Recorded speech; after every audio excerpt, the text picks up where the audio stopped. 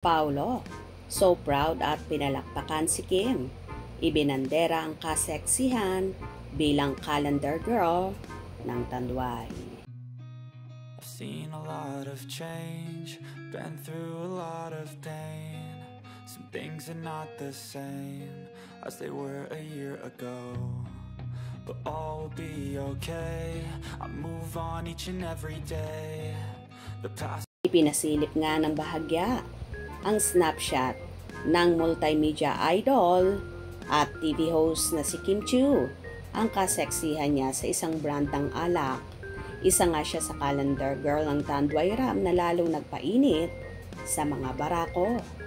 Alam naman natin kung gaano kaseksi ni Chinita Princess na bagay talaga ang mag-model ng ganitong mga alak.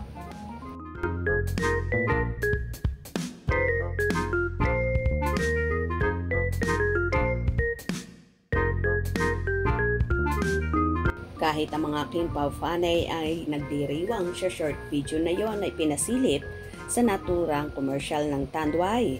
Ayon pa nga sa Kim Pao Landia, wow, napaka-sexy naman yan, Kimi. Deserve mo yan, Kimi. Lahat ng napasayo because you work hard for that. And also a good person not on your family but also people around you. I love you, Kimi. Wow! Iba ka, girl. Ano nga? Ang aga. Samantala, so proud naman ang napapabalitang kasintahan ng actress, ang kapamilya actor na si Paolo Avellino.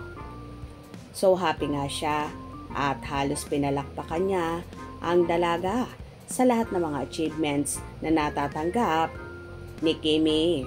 Siya nga ba ang lucky charm ng actress na lalong nagpapadugtong ng karera ni Kimi?